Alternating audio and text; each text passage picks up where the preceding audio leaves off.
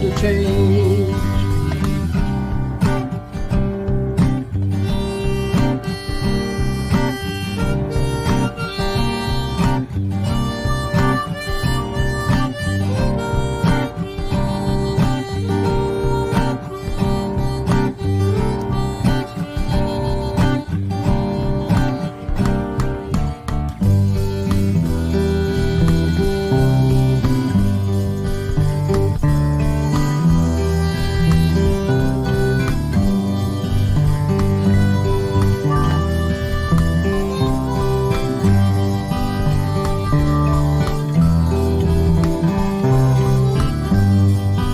Still waiting on the world to change. We keep on waiting on the world to change. One day our generation is gonna rule the population, so we keep on waiting on the world to change. I know we keep on waiting on the world to change. We keep on waiting on the world to change, waiting on the world to change, waiting on the world to change, waiting on the world to change.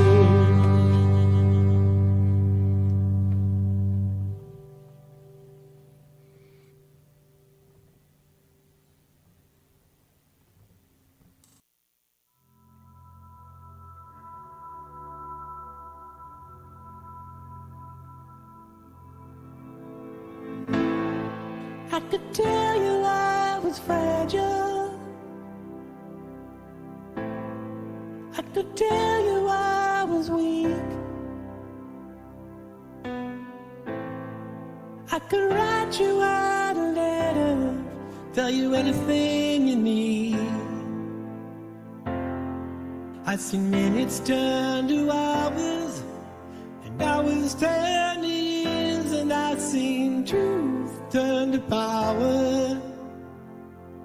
You can't see me the way I see you, and if you could feel me the way I feel you, you'd be a believer, you'd be a believer. Minutes turn to hours, and hours turn to years, and I've seen truth turn to power.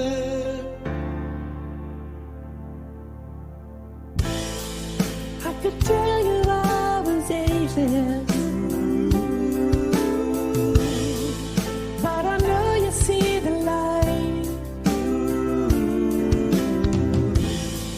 And I could tell you I'm immune to everything, but that's a lie.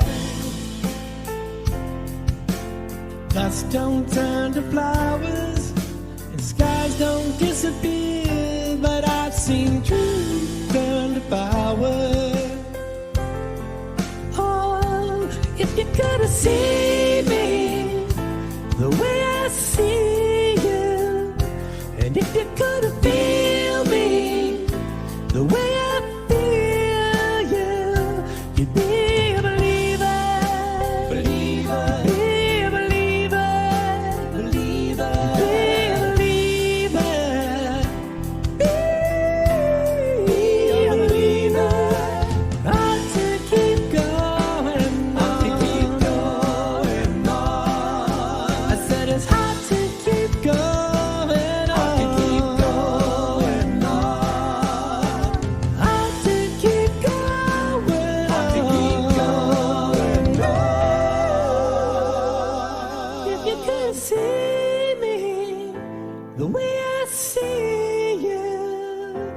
If you could have feel me the way I feel you, you'd be a believer, you'd be a believer, you'd be a believer, you'd be a believer, you'd be a believer, believer.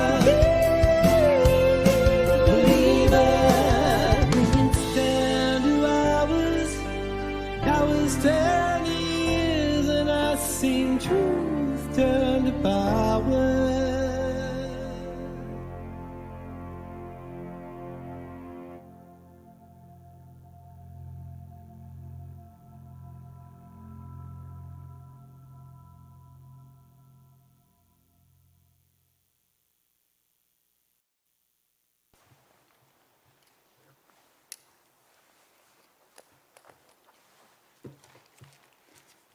Good morning.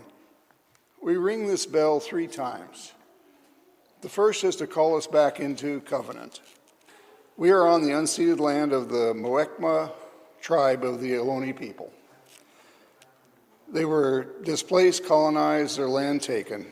Now they seek to regain their land as well as pass on their heritage, customs, and culture to their descendants. Everything we do to restore their rights, equality, and sovereignty is working our way back into covenant.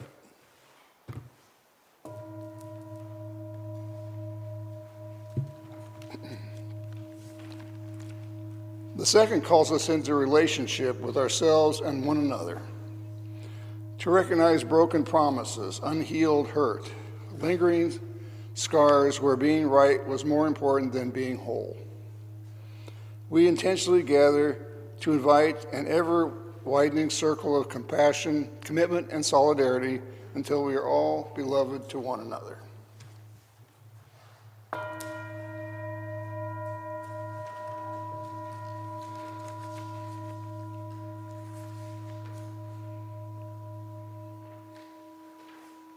And the third calls us into relationship with our children and our children's children, out to the 7th generation, helping us to realize that what we do now or fail to do will be felt by those who come after us.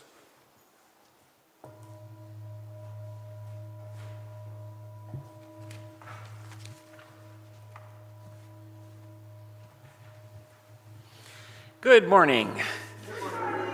My name is Drew Wilson, and I'm your worship associate for today. Yay.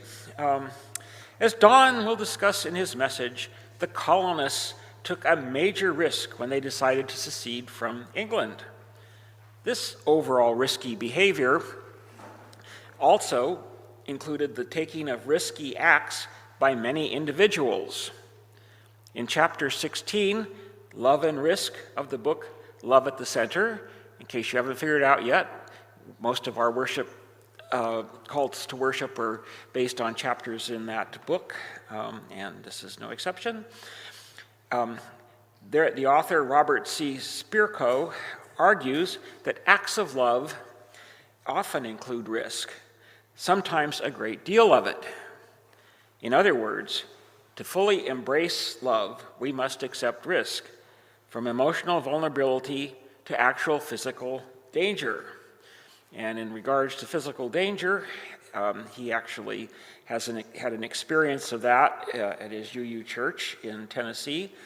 He starts off recounting how his life and that of many other worshipers were saved by the heroic act of an usher who stood in front of a man with a shotgun at the Tennessee Valley Unitarian Universalist Church one Sunday in 2008. The guy still went ahead and pulled the triggers, so unfortunately the usher was killed in the first blast, but he saved others who might have been hit by the shotgun, and he also gave just enough time for some members to jump up and tackle the guy and prevent anyone else from getting killed. Mr. Spierko argues that the usher's self-sacrifice was an extreme act of love. In Sharon Welch's book, also quoted in this chapter, A Feminist Ethic of Risk, she states, "Doing nothing does harm. Our neutrality helps the oppressors more than the victims of oppression." Mr. Spierko, for his part, points out that by not acting, we support the current system. Thus, living our values in love can require taking risky actions. The founders of the United States took significant risks to break away from England, but the risk of staying dependent on a dependent colony of England were deemed to be even greater, so they acted. We may be called on to do more than just sign petitions and donate to just causes in the coming years. There are risks to resisting, but even bigger risks to not resisting. I don't know if I'll have the courage to take those risks when the time comes, but we and I may have no choice. On that sobering note, let us enter into the spirit of worship.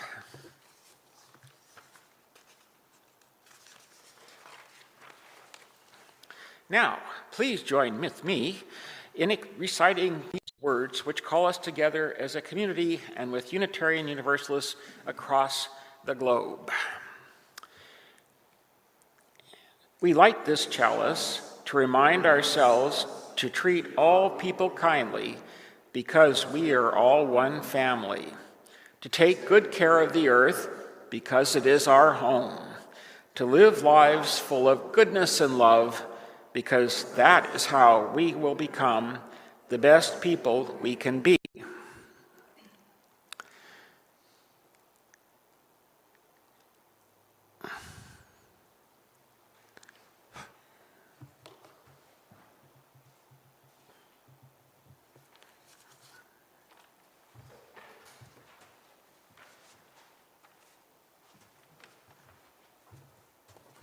Good morning, friends.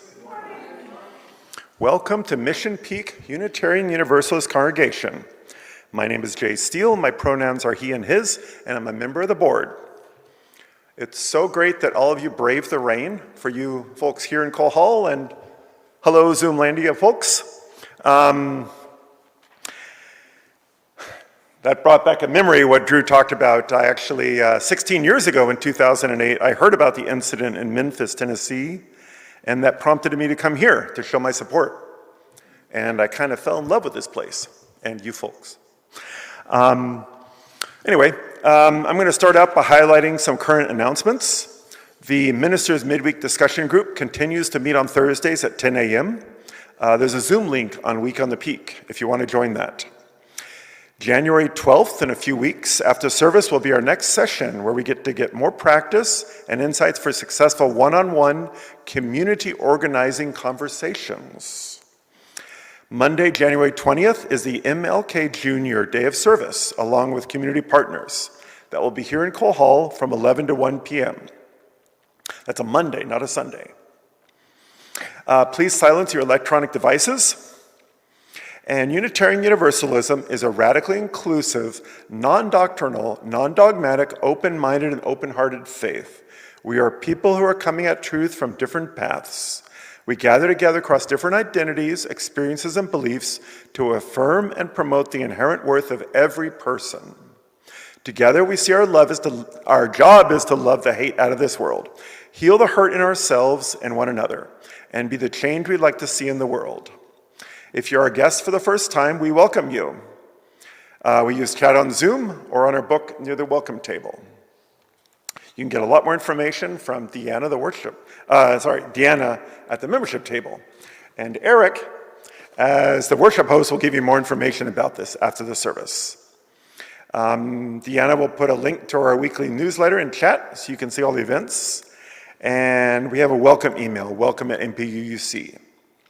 If you're here in person, our welcome table, as I said, is right there with Deanna for any questions. Not too many newcomers today, I guess, but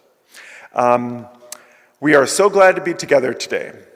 And let's end by asking everybody in Zoomlandia and everybody in Cole Hall to wave to one another and feel the joy of being part of one beloved community. Welcome and thank you to our friends and members near and far.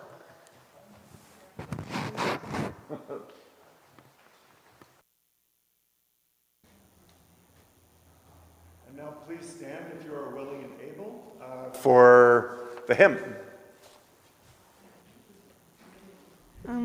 119, right? 119. 119. So my dad will play through it because it might be a new hymn. I'm not sure. But yeah, my dad will play through it once the whole time, and then yeah, I'll come in.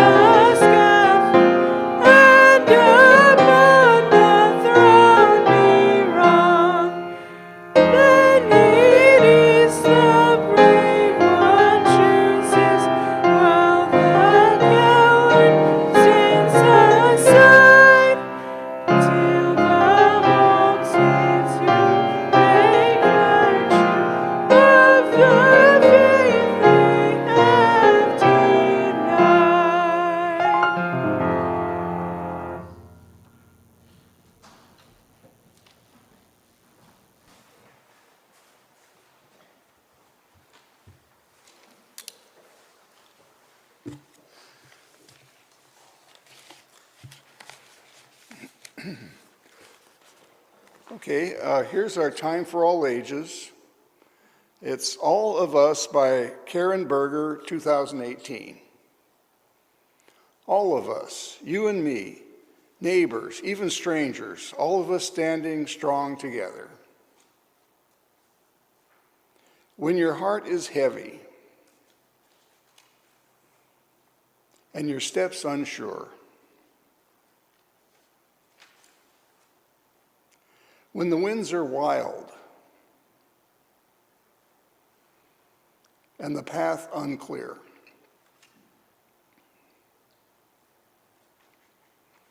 don't fear the night, so dark and vast,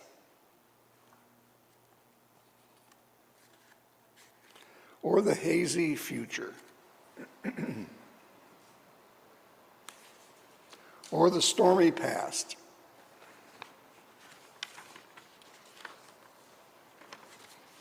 Know that I am here, as steady as stone. We are stronger together than we are alone. Hope and light will always prevail. For love wins.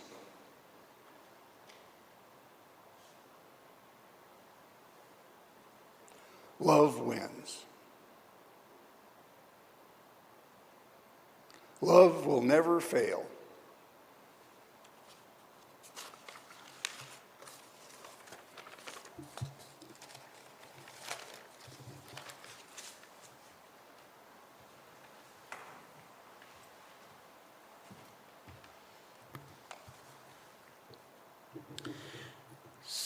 We take up election on Sundays for the simple reason that our purpose in gathering is far more than just ourselves.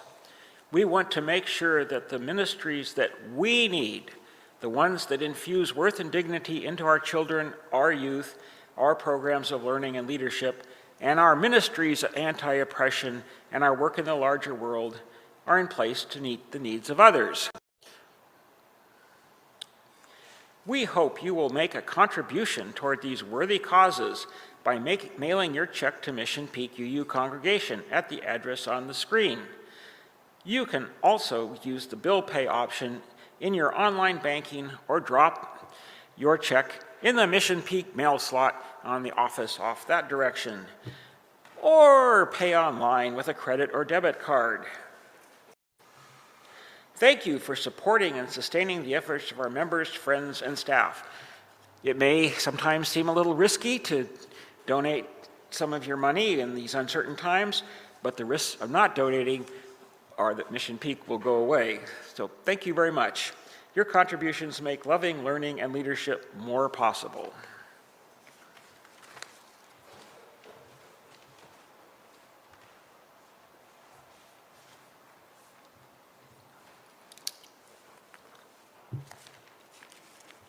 One of the things that allows us to find hope and meaning, especially in the hard times, is the love and support we show one another. If you have a joy or concern that by sharing with this caring community might bring the encouragement or resilience you are needing, please write it briefly in the book over on that table or in the chat if you're on Zoom. And write your name and whether your sharing is a joy or concern. If you are here in person, I already said that, okay. Oh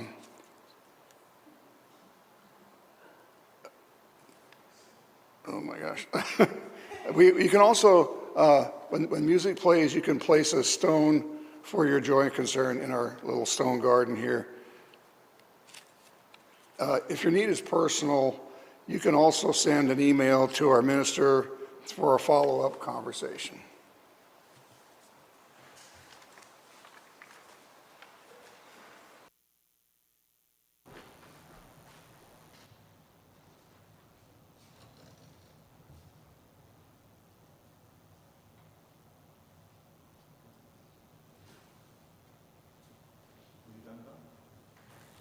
Yes. So we're doing hymn number 40. If anybody wants to sing along, there are hymn books on your seats.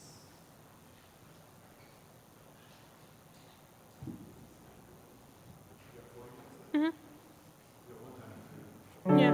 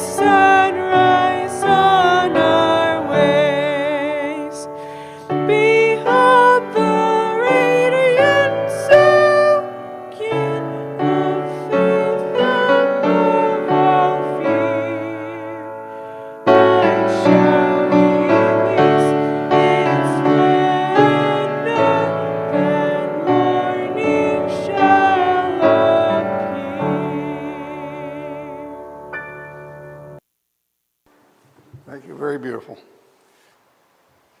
Thank you, Deanna. And then finally, one last stone for the hopes and hurts still too tender to escape our heart. May, for the sake of love, keep our doors, our hearts, our minds, and our arms open.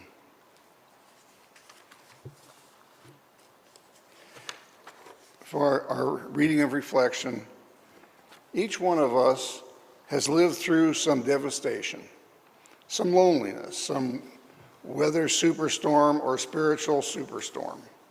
When we look at each other, we must say, I understand. I understand how you feel because I have been there myself. We must support each other and empathize with each other because each of us is more alike than we are unalike. That's Maya Angelou.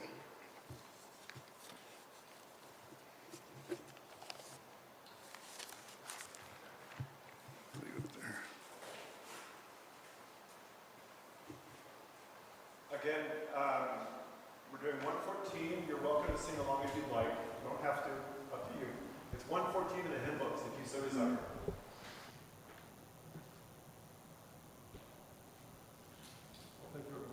Mm-hmm.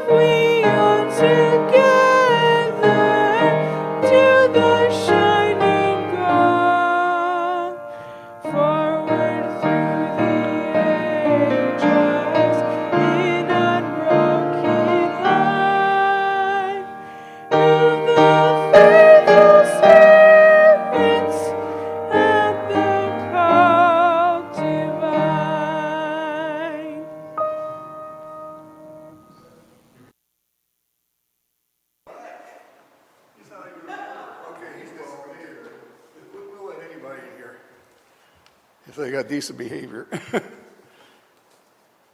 Oh, here's the message. Okay. Near the beginning of a new year, I have a message about the birth of our country. By 1732, the King of England had 13 colonies on the Atlantic seaboard of North America. Then, 50 years later, the colonists won their independence after a grueling David and Goliath struggle. They had overcome everything the most powerful empire in the world could throw at them. The heroism continues to inspire. The embattled farmers standing up to the monarchy's proud soldiers in their dark red jackets. Here's an illustration I did to show the concept. That's Concord Bridge in Massachusetts, 1775, April. But this audacious and superhuman story is only partially true. What are the facts? By the 1770s, many colonists were fed up with the British taxes, that's for sure. They were levied by the Parliament in London, where no representatives from America were seated. The patriots rose up to cast off the yoke. But not every colonist was a patriot. Only about 40%, or 800,000 of the white population of 3 million, were committed to the cause of liberty. Another 40% were moderates who just wanted to be left alone in peace. And 20% were Tories loyal to the King of England. The percentages changed somewhat depending on how the war was going, human nature being fickle. In the popular telling, the uprising started when the Patriots pulled a plucky stunt in Boston Harbor in December 1773, the Boston Tea Party. Dressed as Indians, as if going to a costume party, the fearless rebels jubilantly tossed heavily taxed tea off the ships at the wharf into the water. But the jolly Boston Tea Party was not so glorious and did not win unanimous acclaim. It was not even called the Boston Tea Party at the time. The protesters were dressed as Mohawks to avoid identification and arrest. Many citizens saw it as a crime. The British authorities called those who boarded the ships a criminal mob. Some colonists, such as Ben Franklin and George Washington, thought destroying the tea was a mistake because the strike against private property could damage the cause. King George punished the city by closing the port and banning political meetings. The idea that the Boston Tea Party started the American Revolution is widespread, but there had been years of violence involving British troops in Boston. The Boston Massacre, almost 4 years earlier, saw 7 British soldiers fire into a crowd of volatile citizens in the street, killing 5 and wounding 6.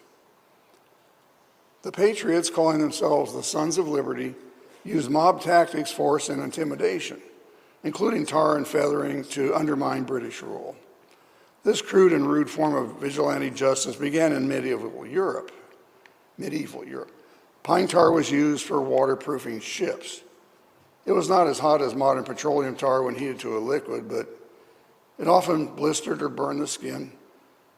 While pouring or painting on the tar was extremely painful, no one was known to have died as a result. When the tar was covered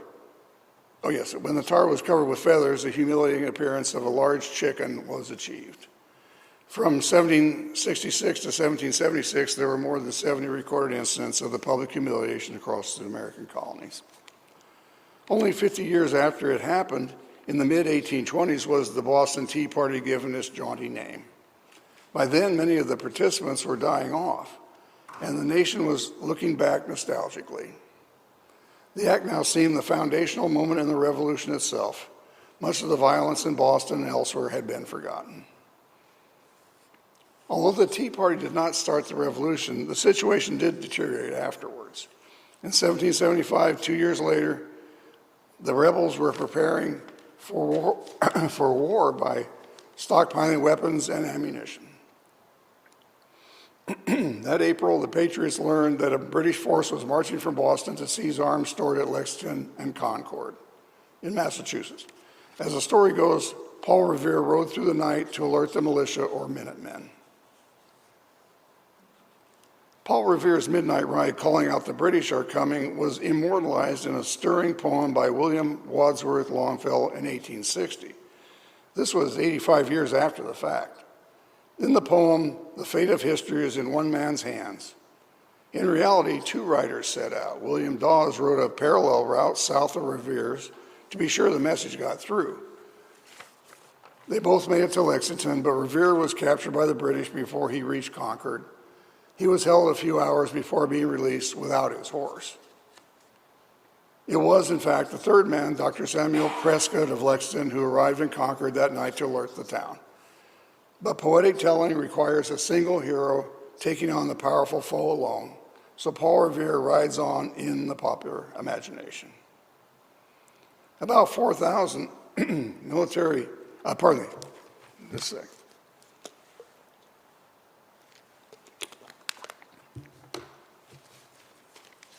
About 4,000 militia quickly turned out when warned of the British regulars marching out of Boston, 1,700 strong.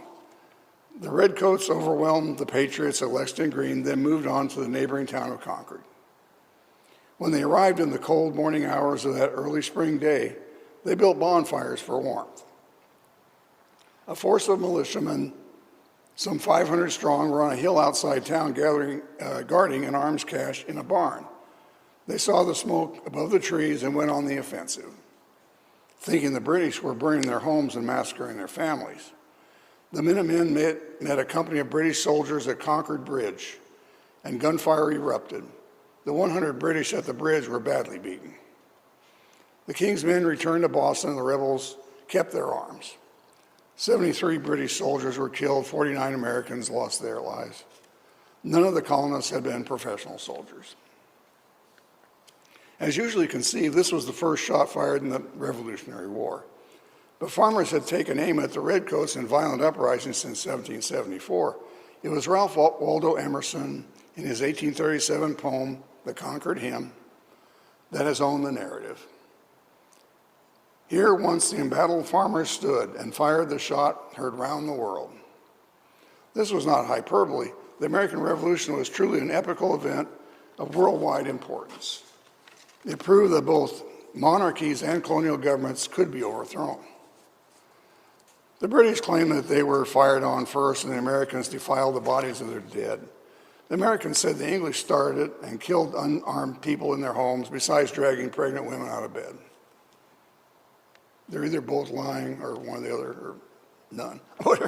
But anyway, at the time, though, colonists were still mostly angry with Parliament, not the king. But radicals, inspired by Enlightenment thinking, wanted a revolution, and in the months following further bloodshed in Boston, convinced King George III of the Americans' treachery. In August 1775, the king proclaimed that his American subjects were definitely now in a state of open rebellion. His troops must do their utmost to put it down. To those Americans who still saw themselves as loyal, this was a terrible blow. Their king had just turned them into traitors like the rest.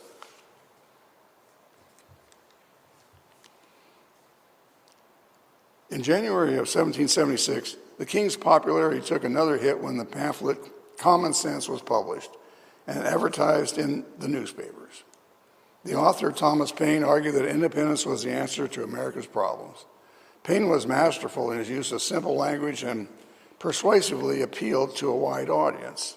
Common Sense was really a piece of radical propaganda, but it became extremely popular and had its effect on public opinion. The widespread conception is that the Declaration of Independence was signed in Philadelphia on July 4, 1776. In fact, the Declaration was signed on July 2nd, only its ratification was completed on the 4th.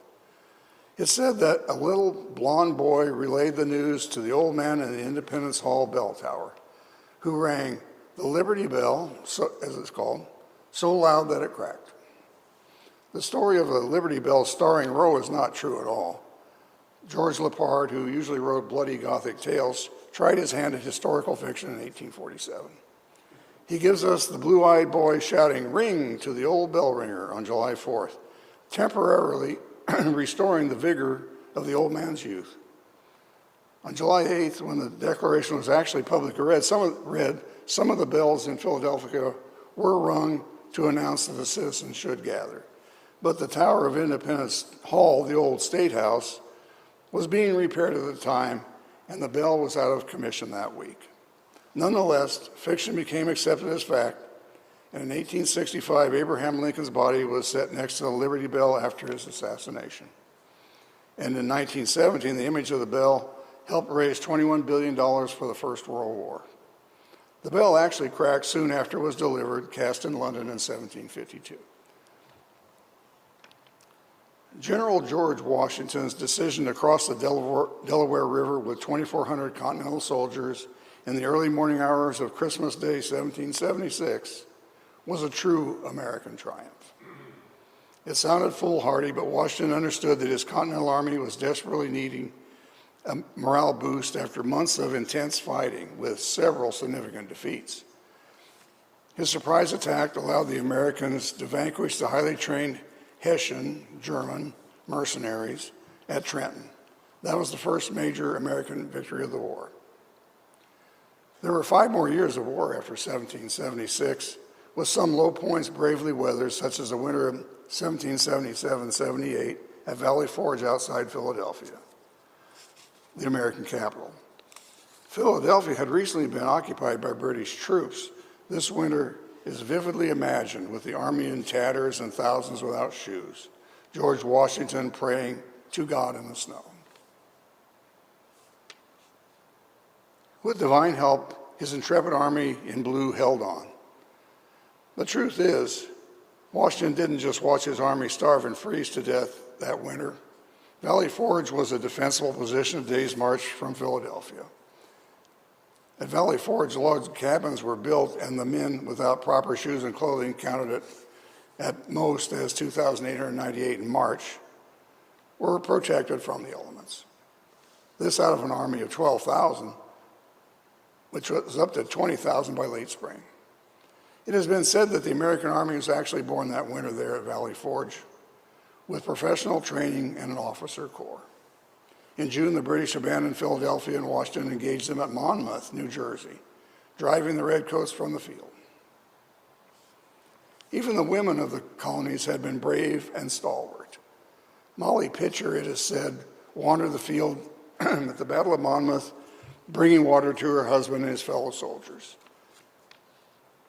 Suddenly, Molly's husband is shot and dies, or is only wounded, depending on the version.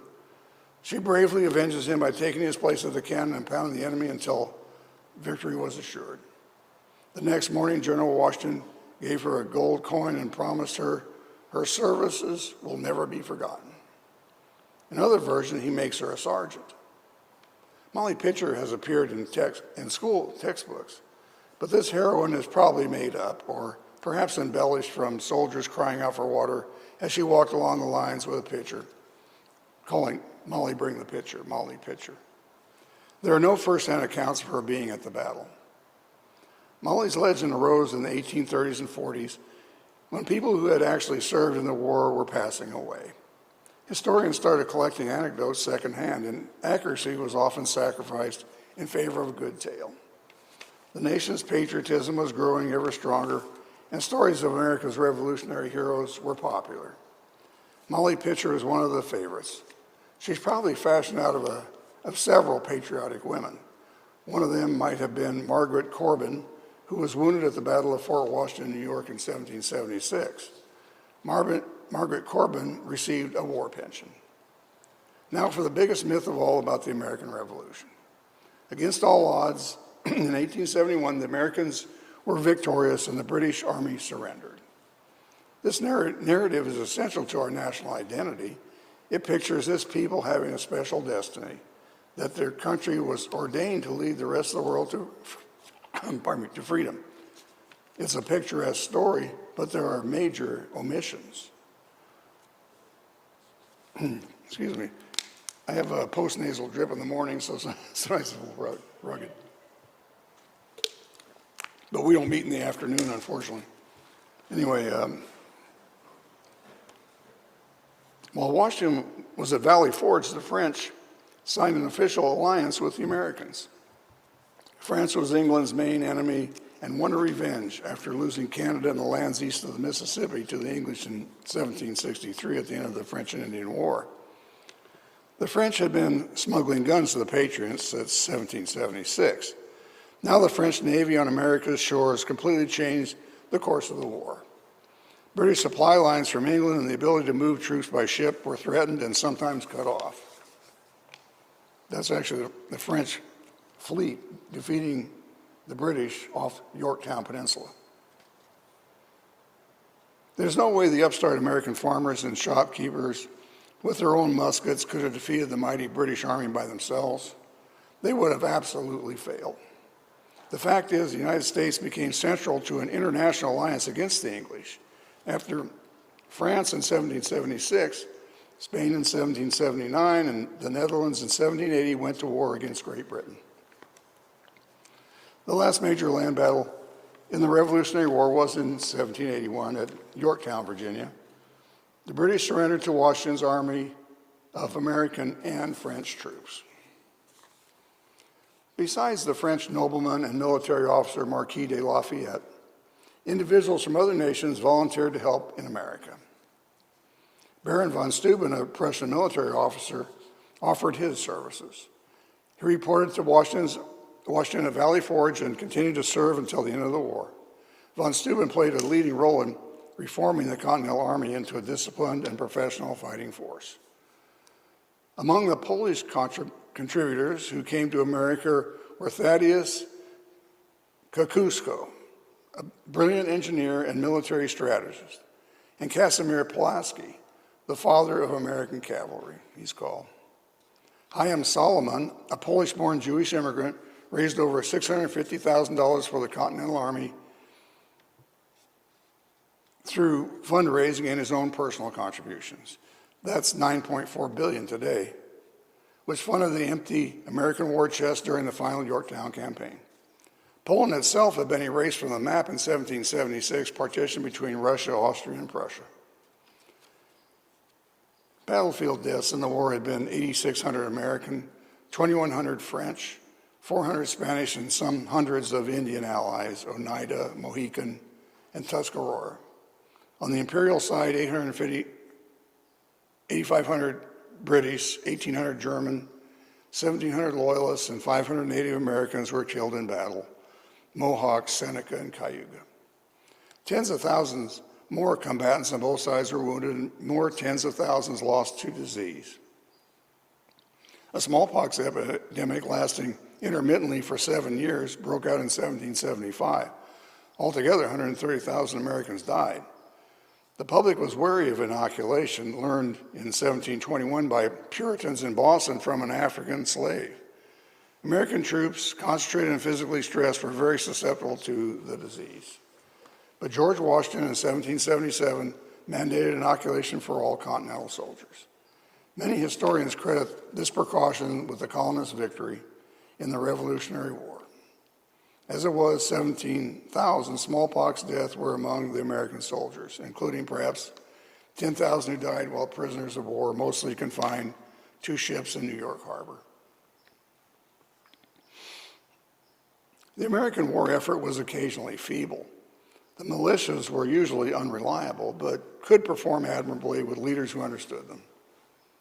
The Continental Army, however, was quite adept, and the Americans were generally able to take advantage of the enemy's mistakes. The British leaders made some serious blunders. They never orchestrated an overall general plan for winning the war. Even if the uprising could have been terminated by British might in the early stages, generals during that period, especially Howe, did not promptly, vigorously, or intelligently apply that power, so mortal blows were not dealt. There was also a lack of understanding and cooperation between British commanders at crucial moments, as with Howe and Burgoyne in 1777. Finally, the English counted on Loyalist support that did not materialize for the most part. So the outcome of the war resulted from a combination of British ineptitude, American efforts, and French assistance. But the decisive role of the French was quickly played down in the United States. Early histories told the story of the Revolution as a morality tale with good victorious.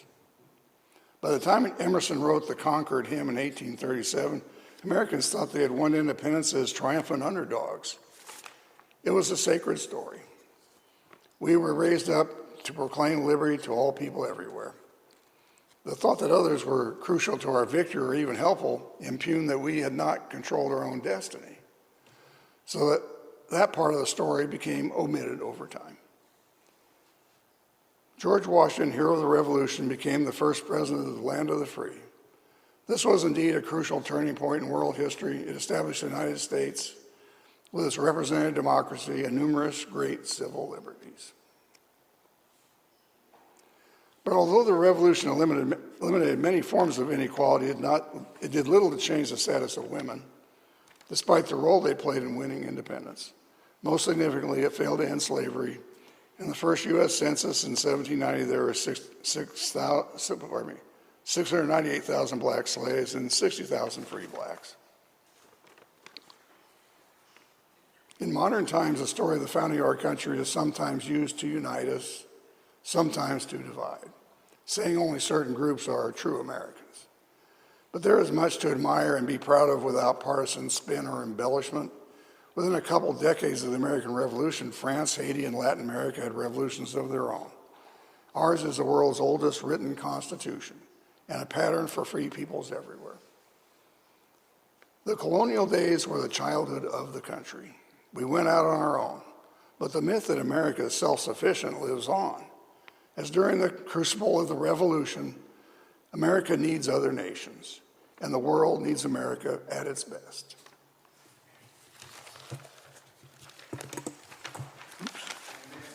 Oh, thank you. I hope it wasn't too long. I don't know if I'm supposed to do something else right now. Maybe I am.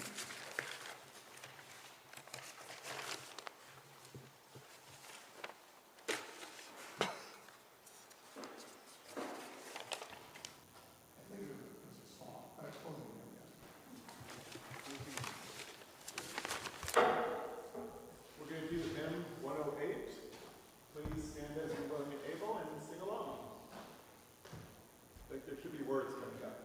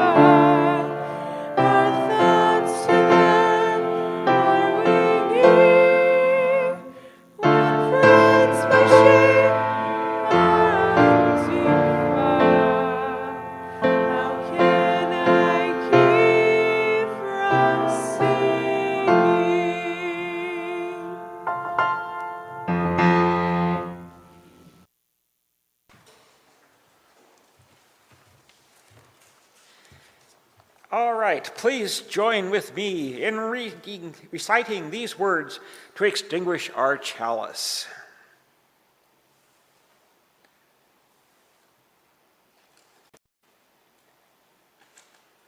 Okay. We extinguish this flame, but not the light of truth, the warmth of community, or the fire of commitment. These we carry in our hearts until we are together again.